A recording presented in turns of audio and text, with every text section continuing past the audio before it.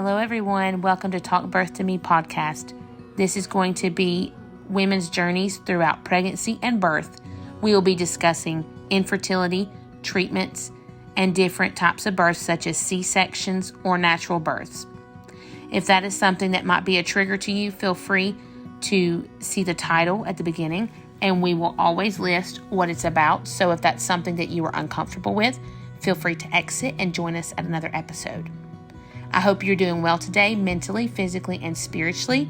Sit back and enjoy this special story from one of our friends. Okay. I want to thank you for jumping on here with me today because I love hearing everyone's story. I love hearing different perspectives. And of course, even if, you had 5 natural births or 5 C-sections, they're going to be completely different from anyone else's story that we might ever talk to or hear about. And Right. your journey and your story might help and empower someone to push through and keep going. And so that's really why I kind of do this, is just to help mamas get through trauma. Some women have experienced, and then also everyone loves to talk about their birth story. So it's super cool to hear too. And I think that's why I have 5, because I get that adrenaline rush and I'm like, that was fun. I could do it again. And then, I know you can relate to that because you said you had 5 at home. So Right. I just want to open the floor and just tell us about yourself and about everything. Okay. Well, I'm 30 years old. I always knew that I wanted to be a mommy. I got blessed enough to be able to stay home after I had my first daughter 8 years ago. And I've been home ever since. Well, I've done some little side hustles, but mostly I've been home. So we've been able to homeschool them. It's honestly the hardest job in the world, but it's like the best job in the world. Yeah, I get that. So let's see. You want me to just like talk about my first birth, or? Yeah, if you want to, we can do that. I'm good with what do you call it, like timelines. So if you want to start with like when you first found out you were pregnant with your first, just go there. Okay.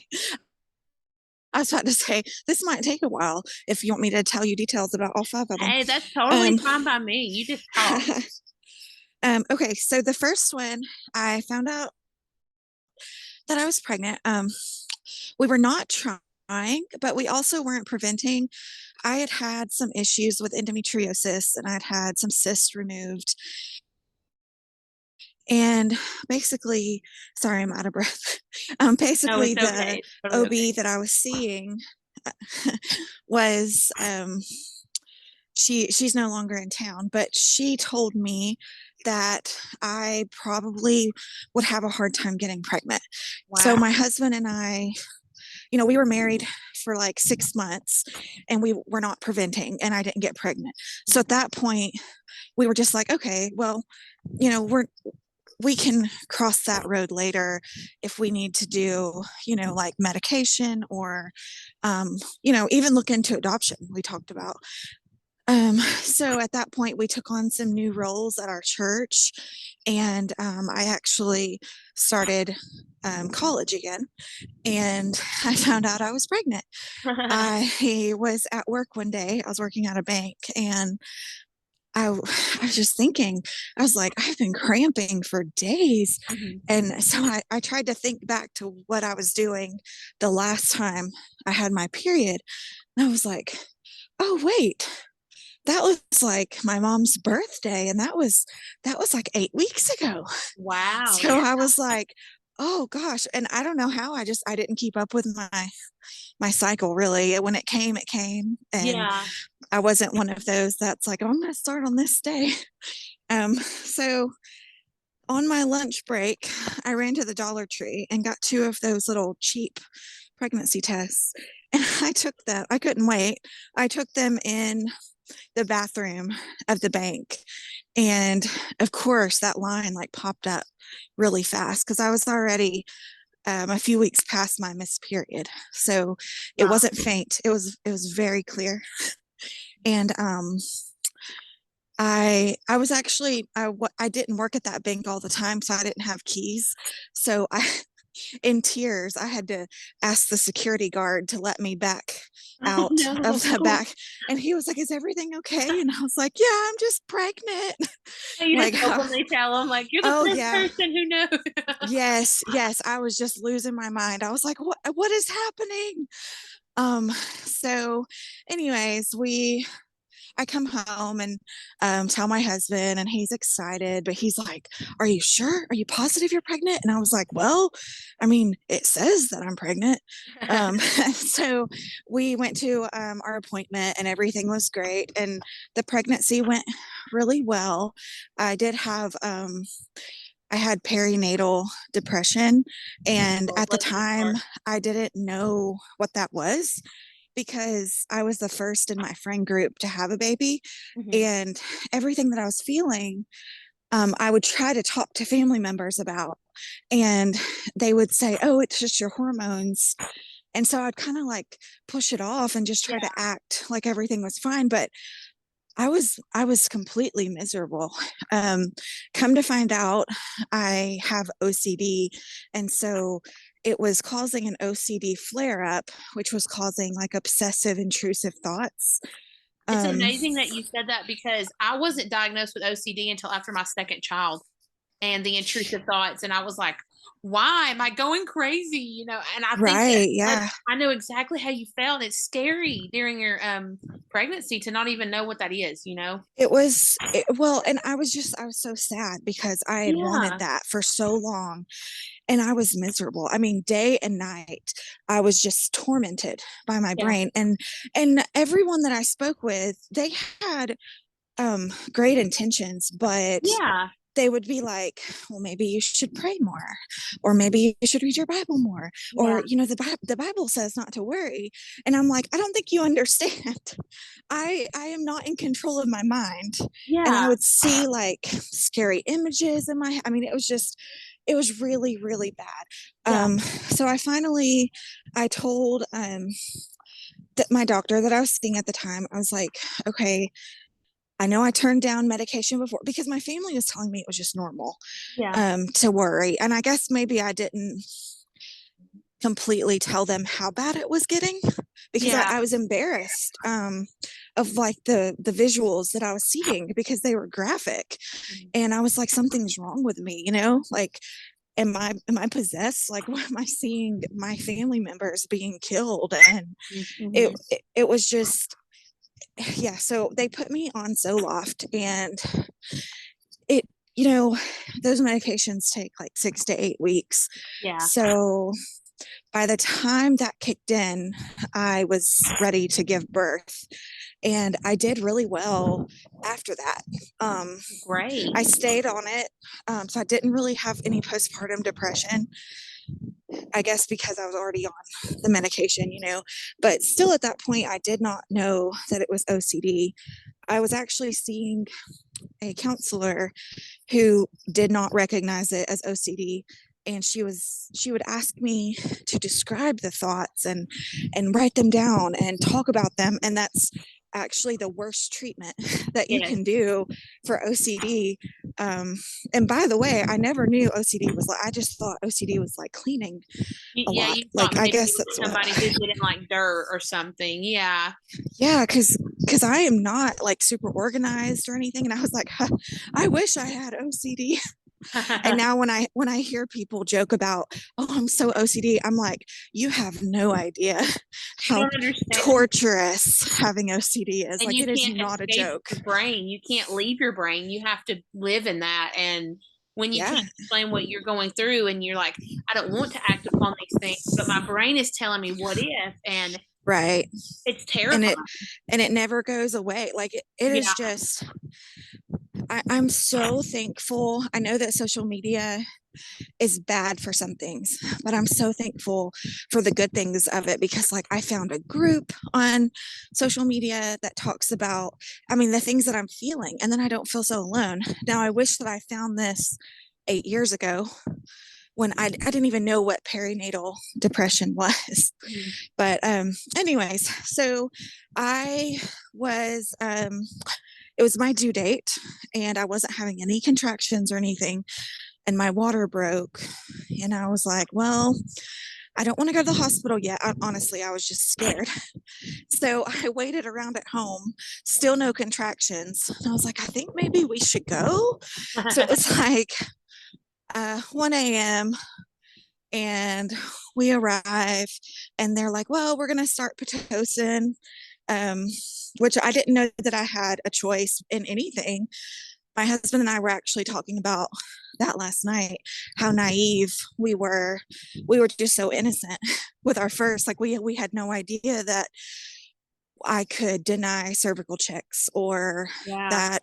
that I could deny Pitocin, or even just that there was a chance that our baby could be taken to the NICU. Like that never even Yeah. crossed my mind. So she was born and she was 9 pounds 4 ounces. She was perfect. Wow. Started breastfeeding right away. Um, so everything was, I mean, I didn't have a lot of expectations. I tried not to bond with that baby. I didn't find out the gender or anything because my brain was just not, I didn't, it's hard to explain, but I wasn't in the right mind. Yeah. So, anyways, so we had some hard times, and my husband lost his job and we had to move in with my dad briefly. Well, we got pregnant, which is awkward knowing that we had sex in my dad's house. But so I got pregnant again, and it was another girl. And this time I did want to find out what it was, of course. And I guess because I had experienced it before, I knew what to look for. And so I was able to tell my OB when I started having the symptoms again, so that they could up my medication. And at this point, still, I'm not diagnosed with anything other than anxiety. And they just prescribe Zoloft like it's candy. So they're like, here, just take more Zoloft. Not even thinking about any vitamins or minerals that I might be deficient in, or any underlying, just nothing. So what I'm hearing from you is like, I feel like, I don't know if this is true, but like to begin with, it's kind of like you do what they say, of course, and you take the medicine, but then it's like the more you've learned as you progressed on through life, it was like, oh, there's other things I can also do, or there's other, right. yeah. Well, just in general, I learned that doctors are not always right. Yeah. And they don't always dig deep enough. And just learning about different, basically the Western Medicine. birthing. I mean, it's so unnatural. Yeah. So I went through the pregnancy and I was having some issues with my thyroid. And so, of course, they were quick to schedule an induction. So it was like almost 38 weeks, and they scheduled an induction. And I went in. It was the worst. It was so terrible. I was sick from the Pitocin. It hurt really, really bad when they broke my water. Oh. The epidural didn't work, so they had to do it twice. At one point, one of the nurses needed to massage my uterus after birth, which I know is normal and I know it's important. But the nurses do it way too hard in the hospital. I agree. So at one point, I was like, hey, my daughter's in here. My 2-year-old was there, and I didn't want her to see me in pain. And so I said, no, can you come back? And she said, no, my shift is almost over. I need to do this. And the other nurse that was in the room literally held my arms back so that she could massage my uterus. And I mean, my husband jumped up to stop them and she was done. It was just, it really traumatized me. I was like, wow, I feel super violated. Yeah. There was also a point when that same nurse, she wanted to put my baby Annie, she was very active and she was moving around a lot. So the monitors, they kept losing her heartbeat and she would have to come in and reposition. Well, she said that she was busy and she couldn't keep doing that. So she wanted to put a monitor, the one that kind of kind of screws into their scalp, Yes. do you know? Um, and I said no. And so she said, okay, well, I'm going to check your cervix. Again, at this point, didn't know I could Right. deny cervical checks. Mhm. Um, and she says, I went ahead and put the monitor on. And I was like, what? And Wow. I said, take it off. And she said, well, if I take it off now, it's going to leave a bleeding spot on your baby's head. Oh my goodness. No. And oh my gosh, I cried and cried. And I think I was like, please, please leave the room. Like Yeah. now I would be like, hey, get out of this room. Don't touch me. Right. But back then I was just like polite, like, please, Yeah. could you please just let me cry? Yeah. You Um, did not deserve that. That is such an invasion of so many things. oh yeah, I felt completely violated and out of control with that birth. So I had said that I was never going to have a hospital birth again. Mhm. Um, so a little over a year later, I got pregnant with my son. And from the start, I said I was going to have a home birth. So I had to get my husband on board. I took him to some appointments to meet with the local midwives, and he had a lot of questions. I think some people think that midwives show up with gloves and are like, okay, let's catch a baby. But I mean, they have oxygen, they have drugs if you need, like they have resources. They're not just gonna show up and pull your baby out. Right. Um, so I had a very fast, very like a hour and a half labor with my son. It was fast and furious and very painful and very loud. Woo. And I had him in my living room in a pool. And it was just magical afterwards. Of course, during it, I was like, what can I hit my head on so that I pass out right now? Like I was literally looking around like, I need to pass out. So that was, wonderful. Well, at the time, my husband was like, I don't want any more. And I always wanted one more. And so we fought and fought. And like, we don't really fight, but this was something that I was like, I will fight you. Like, this is very important. So basically, he was like, um, I have scheduled a vasectomy, and I don't want another child. And I was like, okay, well, we'll see, because his pullout game is really weak. So I remember praying. I would pray so hard every day, just like, God, if you want me to have this baby, like, the desires of my heart, like, if you want me to have this baby, please, please let it happen. And at this point, I was not tracking my cycles or anything like that, um, which I didn't even learn about, to be honest, until later. But so I ended up getting pregnant, and after the initial shock, he was totally fine. Well, at 7 weeks, I miscarried. Oh, bless your heart. And oh my gosh, it was just the emotional toll was Mhm. terrible. And I know that so many women go through this, and I guess I never understood the pain Mhm. until then. And then I've met so many people that have had multiple miscarriages, and I'm just like, how does your heart go on? Like, how? I mean, I was broken, and I was heartbroken for months. um Even I actually got pregnant really soon after the miscarriage. And even though I was pregnant with another baby, I was just so heartbroken about that one that we lost. Mhm. Um, I ended up seeing another therapist. Anyways, we had a lot to work through, but so I was told by the OB at the emergency room to take a pregnancy test every day, like the really cheap ones, until it's negative, because they needed to make sure that I'd passed everything.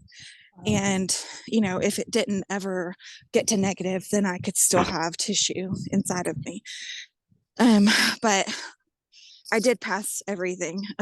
So I tested negative like a week after. And then I was like, you know what? While I'm ordering these pregnancy tests, I'm going to order ovulation tests because I really want to like be in control of my body. Like, again, I felt so just out of control. And Yeah. I guess that's a trigger for me as I'm learning. Um, I don't like when things are out of my control.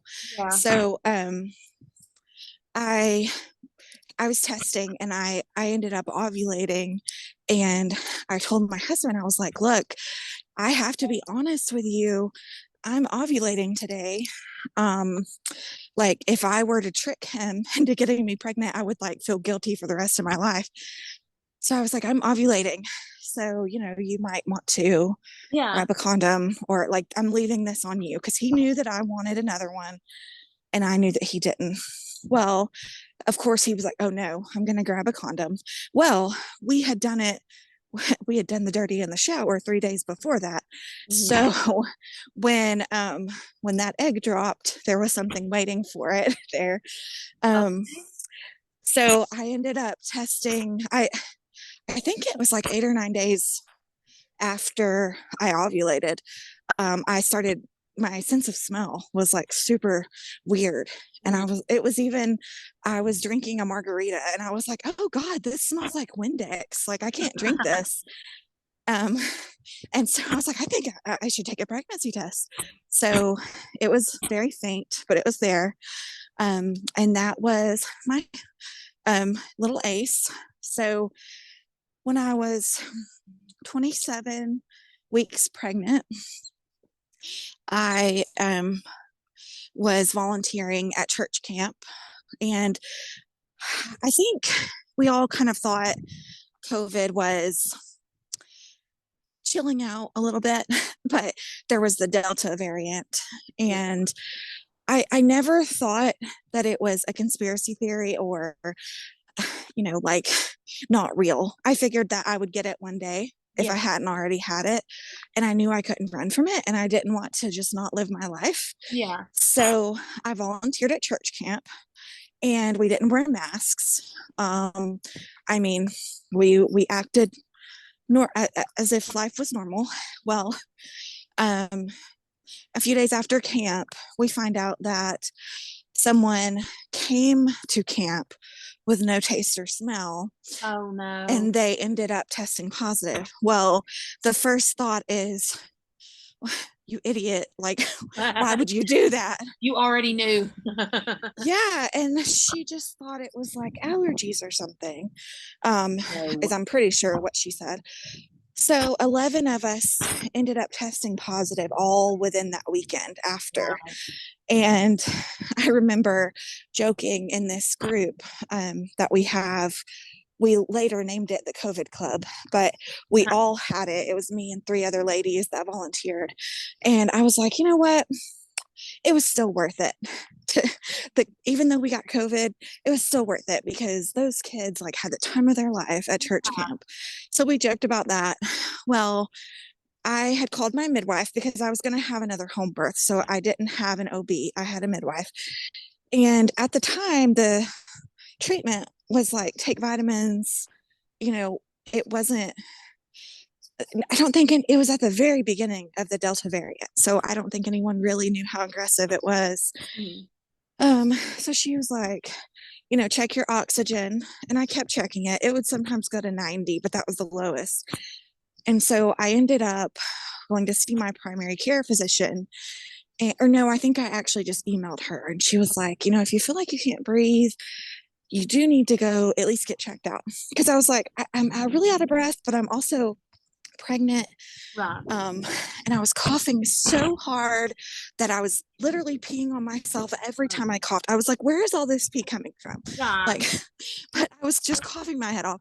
So I tested positive on Sunday. On Thursday night, I was like, okay, it's time. I need to go in. So my husband took me. We sent the three kids with my mom, and my husband drove me to the emergency room, and they needed to take me up to the OB emergency department. And They wheeled me up. Like I had to say bye to him right there at the door. The policies were so strict. Yeah. And then I was there for 2 days and they were just monitoring the baby. They ended up giving me breathing treatments. They would give me Tylenol for my fever. That was about it. And they even told me, like, hey, every time we come in here, we have to gear up, in all the COVID gear. So, we're not going to be in here much. And I was like, okay. So anytime they needed to ask me something, they would just use the phone. But Oh, there was times where I was coughing so hard that I would like start seeing black spots. And yeah. at one point I passed out in the bathroom Oh, and they were like, you can't get up now, like without no. asking us. And I was like, okay, well, I'm peeing the bed anyways. Yeah. So um I kept asking for oxygen and they were like, well, your oxygen is not going low enough. And I was like, but I can't breathe. And I mean, I know that they didn't mean any harm, but I was laying there dying for 2 days. Um, They're like, so just call me if you feel worse. And you're like, I feel worse. I remember having a conversation with the doctor. Of course, she wouldn't come see me. It was on the phone. And I was like, what is the plan of treatment? Because I'm getting worse. I've been here for 48 hours. Um, you're giving me a prenatal and Tylenol and breathing treatments. Like, why, why are you not doing more? And my husband was going to come and get me and take me to Park Ridge. We had already decided I was going to sign out AMA. Um, well, he was bringing me a backpack full of clothes because I'd peed on all of my Yeah. clothes. And he just happened to be walking to the emergency room and he heard a familiar voice that said, Tommy, what are you doing? And it was my cousin who I'm not very close to. And I didn't even know she worked there. She's a respiratory therapist and she was at our Langer and she just happened to be walking through the emergency room Wow. when my husband was there. And so he just explained, like, they're not being aggressive enough with the treatment. She's really worried. She's anxious. I mean, Yeah. I was in that room, like freaking out, basically getting psychosis from being Yeah. stuck in this room. I felt like I was in jail. And you convince Um, yourself you're bad, and then you start believing everything, and so then you're scared. right. Yeah. Scary. Um, sorry, real quick. I'm checking on my son. Oh, you're fine. He was asleep when I left, but he might want booby. So, um, I understand. anyways, so my husband explains what's going on and she's like, well, let me go see her. And so he actually got to walk up with her. She just like snuck him in. um, and when they walked in, I had my head laid over on the bed and I didn't even like look up to see who it was. Like I didn't have the energy. I thought it was someone bringing me medicine. And then I heard, my husband's voice. And of course I was like, oh my gosh, please take me. Like, don't leave me here. Well, Robin, my freaking guardian angel, was like, I'm putting you on oxygen right now. And she reported me, or like my case, to the hospitalist. So within 30 minutes, the hospitalist came to visit me. He was like, um, you know, you're you're doing really bad. And I was like, I know, that's why you're here. And of course, I was still like, I don't want the nurses to get in trouble. I'm really sorry. And like, I hope I'm not inconveniencing you. And he's like, literally in his mind, probably thinking, you're dying. So he puts me on something called vapotherm, and it felt like I was drowning. It was just really, really hard air blowing up my nose. So my cousin had put me on just regular cannula of oxygen, and he put me on vapotherm. Well, I'm like, no, I can't do this. Like, I'm freaking out. Um, so he's like, you have to keep this mask on, or bad things will happen. He literally said that, and I'm thinking, I whatever, like this is squirting water in my nose, like I feel like I'm drowning. So Yeah.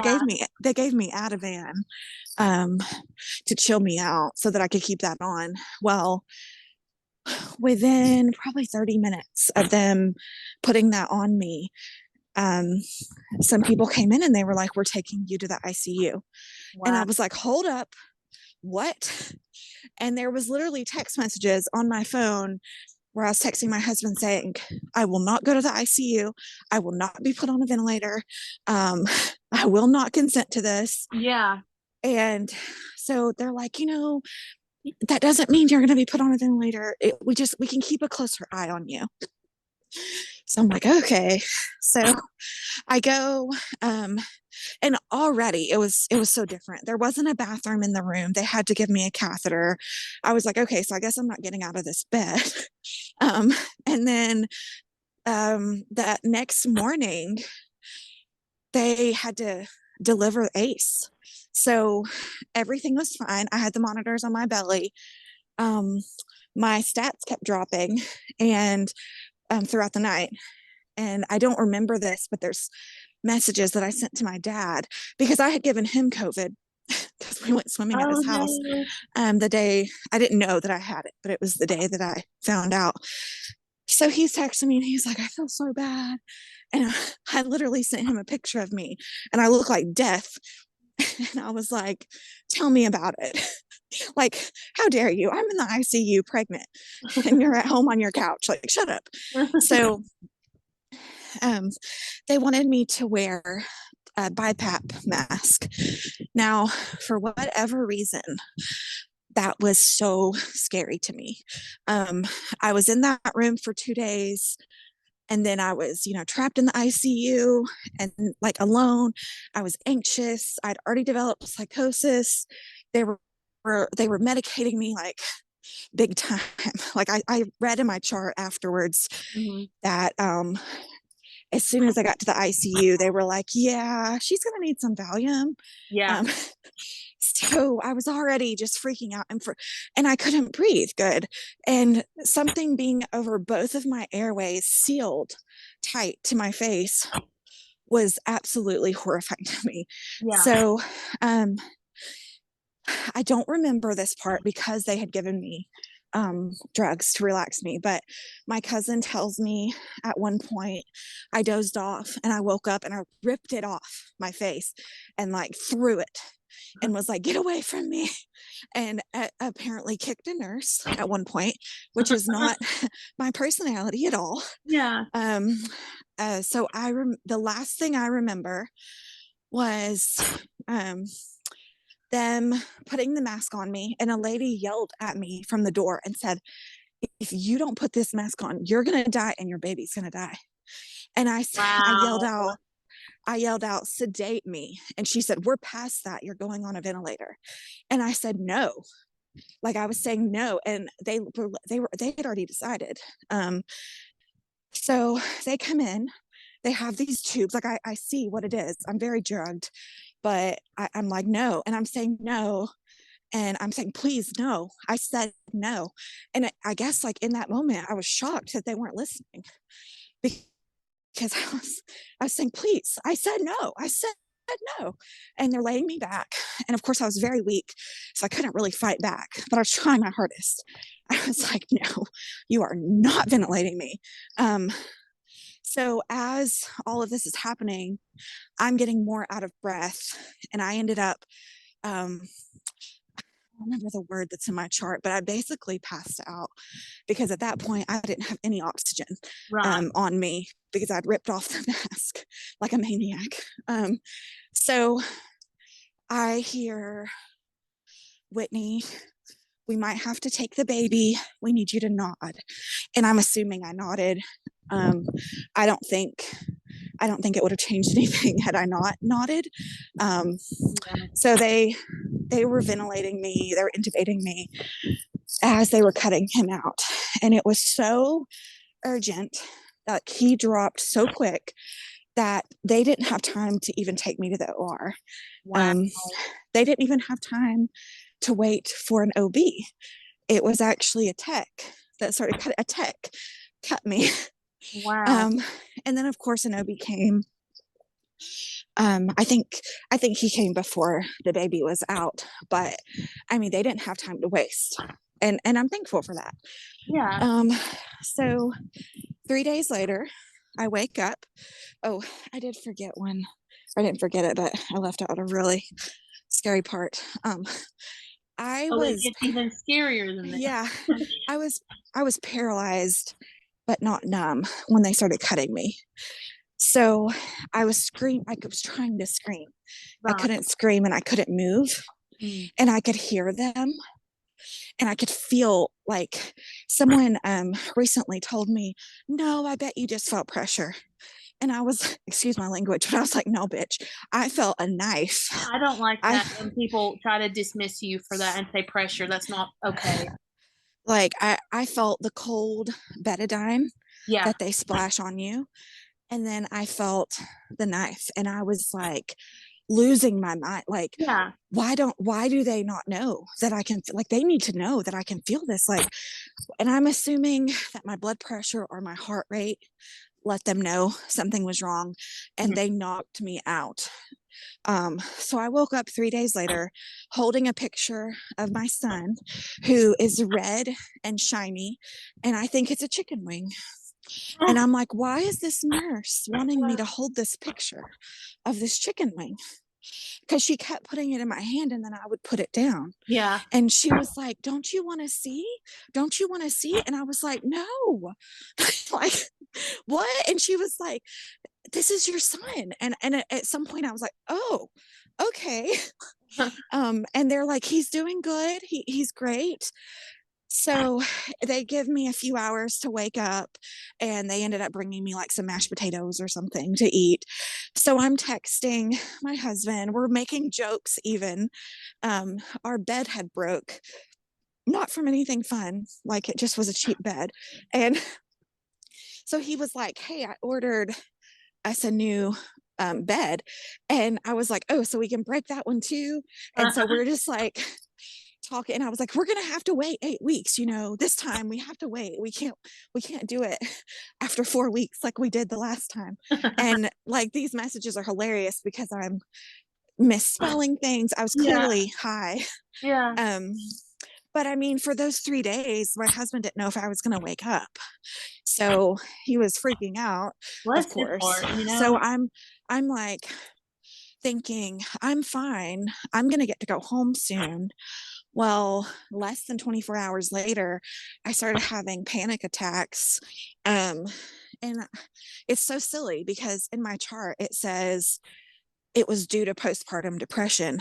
Not the trauma No, you just experienced, no, but it was due to me being on so many drugs, me having a C-section, me yes. being stuck in that room. I mean, it said in my chart I kept trying to get out of bed.